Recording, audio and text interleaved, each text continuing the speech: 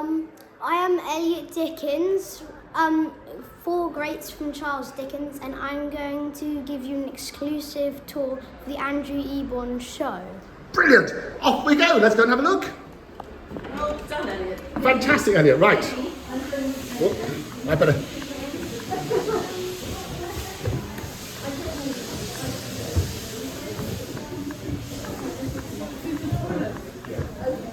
In here there's lots of interesting things. Yes. So if you want to examine that. That's the great man, that's your great-great-great-great-4-grandfather. That's Rather wonderful, isn't it? So this is Charles in his 50s, yeah? Okay. Yes, I know over there. in here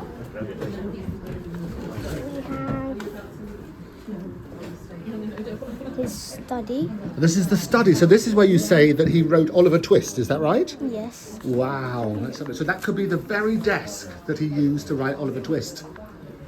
Amazing.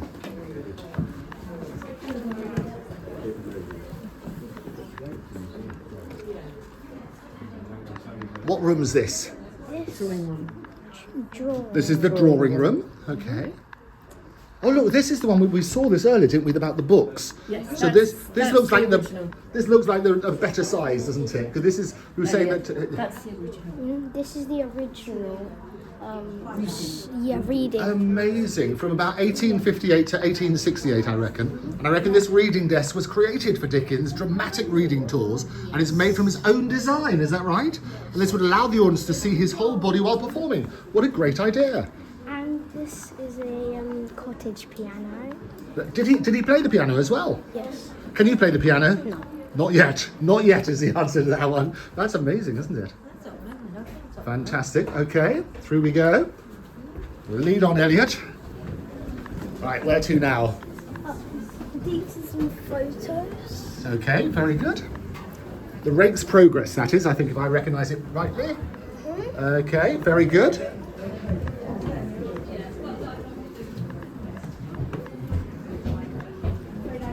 Up there. There's quite a lot of stairs, isn't there?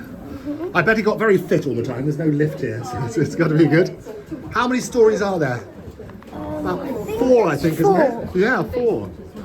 Oh, a basement as well. Okay, Eliot, where are we going now? Should we look at some of these rooms? Okay, lead the way. Yes. Well done. Eliot knows his way around. He's an expert, Eliot. This is one of the bedrooms. This is one of the beds. So was this your great-great-great-great-grandfather's bed, or do you think it was a guest it's one? the wife one. The wife used to sleep here. No. The wife didn't sleep here. It was his sister-in-law. His sister-in-law when she came to visit. Okay, well let's have a look at the bed. So this is they're quite small now, aren't they? Quite small, the beds.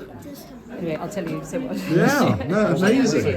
And what's this over here, Eliot? Let's have a look at this. I think it's his writing. Yeah, so you actually see some of the writing. Let's have a look there. There we go. I think this is a letter. If I remember right, this is a letter from July 1870. This was a month after Charles's death. His sister-in-law, Georgina Hogarth, writes to Frank Beard of Gad's Hill, and she asked him to tell Wilkie, I was greatly touched, as were the girls, by a note I had from him the other day. Wilkie is still close to Charles's family after his death. There you go. Very good. Yeah, amazing the bed, isn't it? This way, you're a very good guide. Well done, okay. We're going to go in here, yeah? That was his dressing room in there. This is the dressing room in here, okay, in we go then. This is the dressing room, or do his washing. So he'll do, oh yeah, so this will be one. His face and stuff. Yes. And then he would have his suit that he would go to the Queen with in here. Oh right, so this is actually where he had, this is nice and quiet in here, isn't it? And what's this, so that's the washing bowl. And what's this? This is like to cut his hair and. Okay. Did So you know that? I think that's his own hair. You think that's his own hair? Oh, don't it does know. look like it, doesn't it? Yeah. Yeah, so that could be a lock up. So you can make the DNA. So nowadays you could make another Charles Dickens. That would be amazing. And so this might be his original razor and things like that. Yeah. Is that what you're saying? Yeah. That's right. Every morning get up with that sort of stuff. It's incredible. And what's in the corner? Let's have a look in the corner then. And then there'll be something to keep warm. Yes. So a fireplace. Yes, a fireplace. That's very good. And then this is just a radiator holding. And this is where he had his Dickens room and things like that. That looks amazing. And this dressing room, this is where gentlemen would have retired to his private dressing room, and like this one, to undertake his daily toiletries, washing and everything else, and dressing. So this is good. Okay, excellent. So if we go through this one. Okay, Elliot. Let's go through here. This is Charles Dickens. Oh, he gets a much bigger bed than that smaller one, doesn't he? So the sister-in-law. So this is his actual bed. Wow. And this is the armchair owned by Charles Dickens around 1860, if I remember rightly. I can tell it from the wonderful stuff. And this is the actual bed that he slept in. Amazing. I think so, I don't know. You think so? I think it could well be his bed. I think it is. It looks a lot larger than the other bed, doesn't it? Amazing, a 4-poster bed. Incredible. Well, and is this the original wallpaper and things? Or what's this? That's the bath. So he would have a bath in this? It's quite small, isn't it? It's the olden days when he lived. But he was, what did we say he was? He's about 5'7", is that what we said? Yeah, so 5 foot. Nearly 6 foot. Nearly 6 foot. Okay, that's absolutely. There we go. Oh, this is what it says. A mirror was also owned by Charles Dickens, and it used in his final home at Gad's Hill in Kent.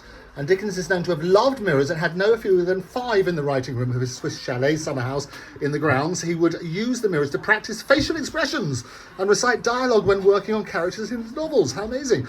This mirror was presented to the museum by Miss F. Walker of Wales. F. Walker of Wales, we love an alliteration, in 1928, who purchased it at Gad's Hill Place sale in 1870. It was originally displayed in the bedroom next door for 1830. There we go. So have a look. So you can see me and you in the mirror. Hello. Even this. Oh yeah, look at that. You in my photograph. Amazing. Doesn't that look good? Fantastic. And then there's the mirror. Wonderful stuff. Okay, and what do we have over here? Let's have a look. There's something over here. This is another table. And this one, what's this? This is separation, they say. The items in this case relate to the separation of Charles and Catherine in 1858. And the article from Dickens magazine Household Words shows his rather surprising decision to announce the separation publicly. Oh dear, that's a bit sad, isn't it? But these are his hairbrush and things like that. Oh, look, do you know what that is? No. It looks like something you might snuff out the candle with. So when the candle's lit, you see, what you do is rather than pinching it with your fingers, you could turn around and put that on top and that would put it out. There you go, I think that's a snuff. There we go, we live and learn. There's another mirror. He loved his mirrors, Charles Dickens, practiced those facial expressions. Very good. Right, where are we going to next? We've done that. Oh yeah, let's go in here. Good. Oh, there's quite a few. It's quite big, this one. Okay. So these are some pictures. So A Life Beyond Dickens. You've got the title page to Oliver Twist. You were saying that's one of your favourite ones, wasn't it? You've got the title page to that. You've also got, these are some of the famous ones. Look, there we are. There's one down there. Brilliant. Do you have a favourite one of these? Because you're an illustrator, aren't you? You're a wonderful artist. As an artist, which is your favourite one of these? I have to say I agree with you. I think that's rather sensational. Excellent. And that is A Barnaby Rudge and the Grip the Raven by Fred Barnett. There you go. Fantastic. Okay, that's your favourite. Well done. And we've got some more works over here. So tell me about this. There's a book. Yeah. That I think he owned it, or is it sister-in-law? Oh, right. And this is actually where we are. So this is 48 Doughty Street, which is the actual house. And who would have illustrated that? Do you know? I think it's. I don't know. Not sure. That's okay. So we might find out. Do you know who illustrated it? Not necessarily. By John Foster. Oh, well done. There we are. That was good. It's a good idea. So the illustrator is fantastic. So that's Doughty. Very good, isn't it? Okay, round we go. That's Charles Dickens meeting somewhere. Yeah, his meet and Mr. Pickwick meet on the doorstep of 48 Doughty Street. There we go. Doughty Street, rather, by Charles Bushell in 1925. Very good. This is his writing.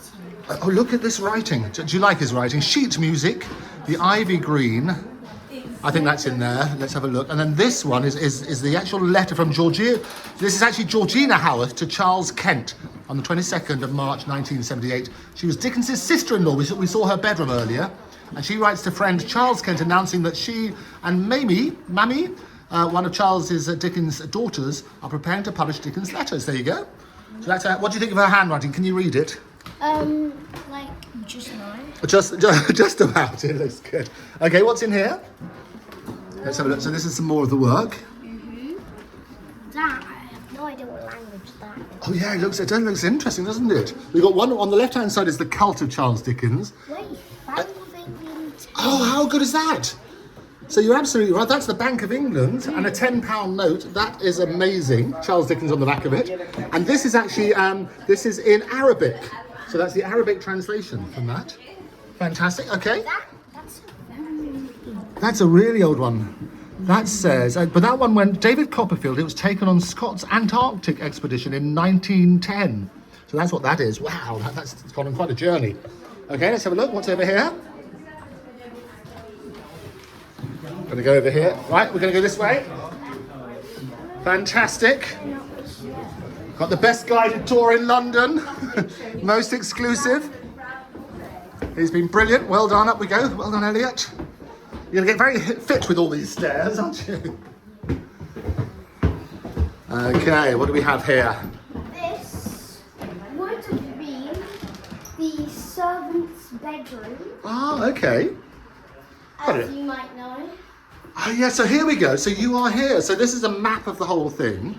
So we've been to the bedroom, the dressing room, the Mary Hogarth room, the drawing room, the study, the dining room, the morning room, and kitchen, and those are downstairs in the cellar. So we'll look at those in a bit.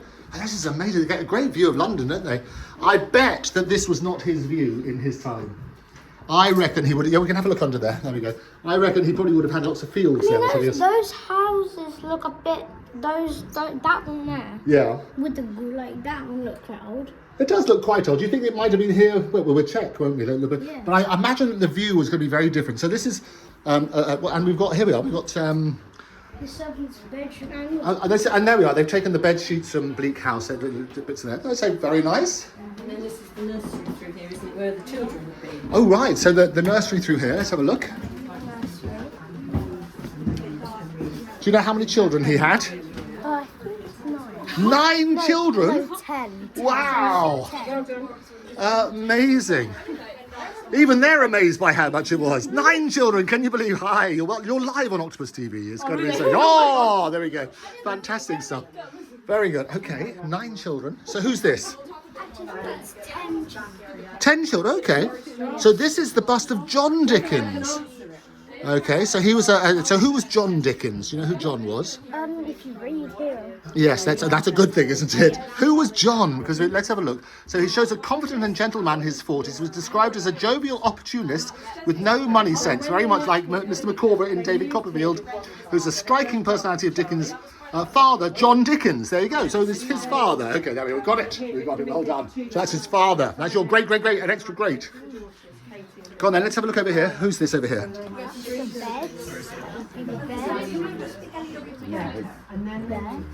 Eliot's giving us a wonderful guided tour, and he's the great grandfather, so grandson. So go on, Eliot. Live on television, so he's doing very well. Go for it. This is the bed. The bed that I think 2 of the children would have slept on until they get older. I think it's actually one of the, it's like the actual one. Okay. That's amazing. Well done. That's a picture. Okay, and they're doing very well. They're doing a tour here. Your tour's better. Very good. Come on then, over we go.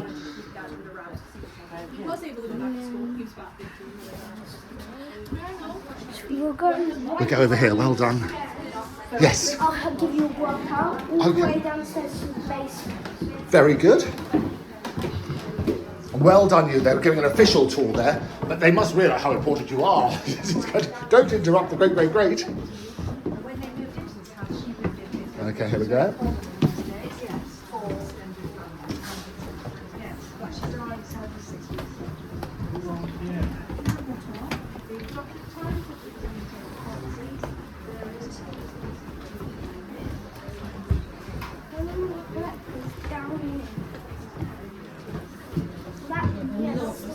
There's a lot of stairs, so you're going to be very healthy by the end of all of this.